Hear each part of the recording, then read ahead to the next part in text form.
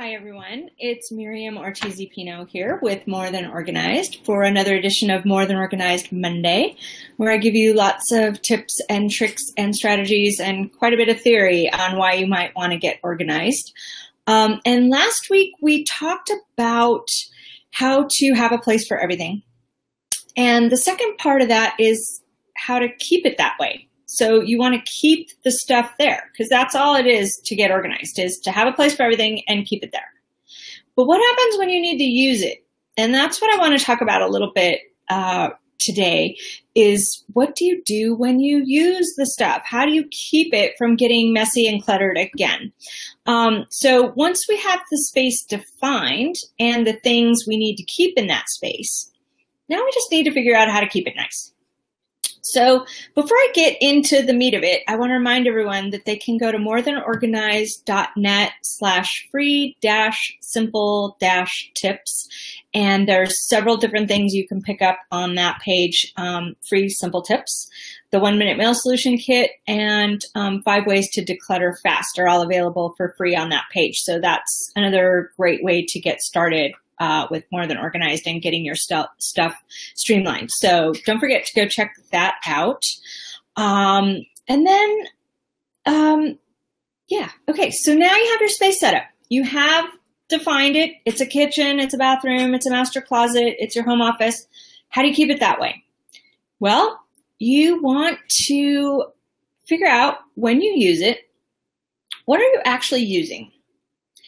And this is the point where you get to edit as you use things. So you've made the first round of decisions. Now, as you use things, make sure that it's something that works. If it's you grab a pen out of the pen cup and it doesn't write, toss it. If you go to use a knife in the kitchen and it turns out it's really, really dull and it feels weird in your hand, go ahead and swap it out for a better one. This is the way to do the second round. Okay, and then let's just assume you're going ahead and you're working with it. You are putting on your clothes every day, you're going to work, you're getting home, you're changing your clothes, you're building up some laundry, you're doing laundry, you're folding, you're putting away. These are the points where you can make more edits, go deeper, and get rid of stuff that just really isn't working. That shirt you put on and it tugs to the side funny all day, or that pair of shoes that actually pinches your left foot a little bit funny. All these things are using the items and evaluating at the same time you're using them. Okay, so that's one of the things. Second thing to notice is how are you using the thing? Like when you go to get the things you need to do your project. Let's say you're going to create a collage and you go to your art cabinet and you go to grab some poster board and some glue and some things to use with your collage project. And you realize you have to move 3 things to get at the glue, and that collage is actually something you do regularly. How do you make that glue more accessible? Because you do glue more often than you do, say, markers or something like that. So this is where the fine-tuning of the placement can come into play as well, but you have to use things to know that that's going to be an issue. And we want to develop the habit of putting things away.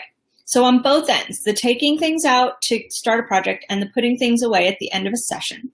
Because at the end of a work session, you want to reset things. At the end of your work day, you want to take the folder you have from somewhere and put it back where it goes.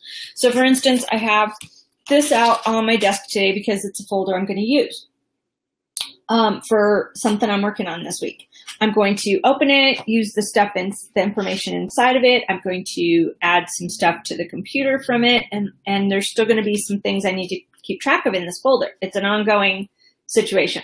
So at the end of the day, though, this folder goes back into its ongoing situation place, which is over here to the left of my desk is my regularly scheduled items.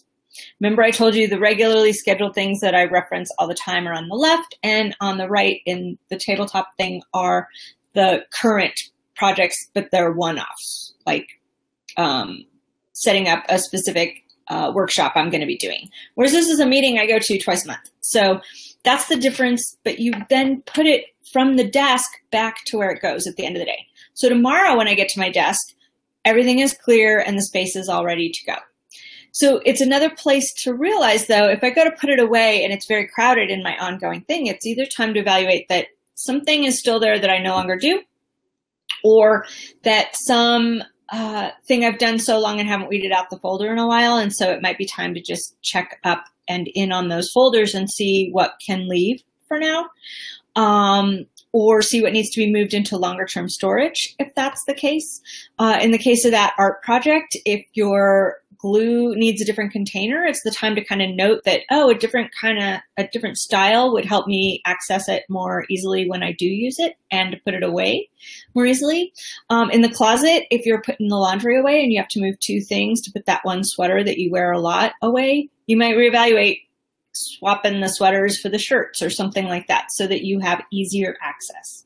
So that's what resetting your space is all about, that setting it up so it's easier for next time.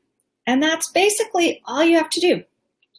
You define your space, you put the things you need in that space in the space, you use the items during a work session, you return them to where they go at the end of the work session and reset it so next time it's easier to use.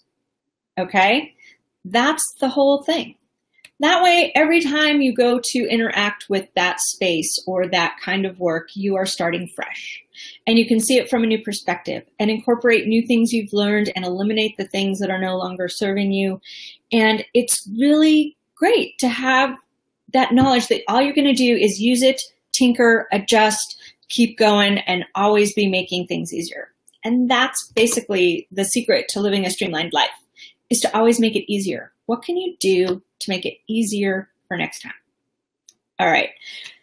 Once again, check out morethanorganized.net/free-simple-tips, and you can get a bunch of free resources there. And I will see you here again next Monday for another More Than Organized Monday. In the meantime, take care and have a delightful day.